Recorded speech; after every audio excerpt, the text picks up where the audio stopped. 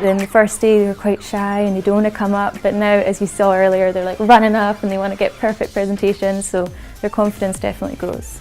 It's always about improving and improving and improving. We give them lots of praise and lots of encouragement, but we never sort of rest on our laurels. We always say, okay, this is a fantastic essay, fantastic speech. How can we make this better? How can we make this the best possible? We really do have high standards. We expect the best from our students, and we really support them to deliver that.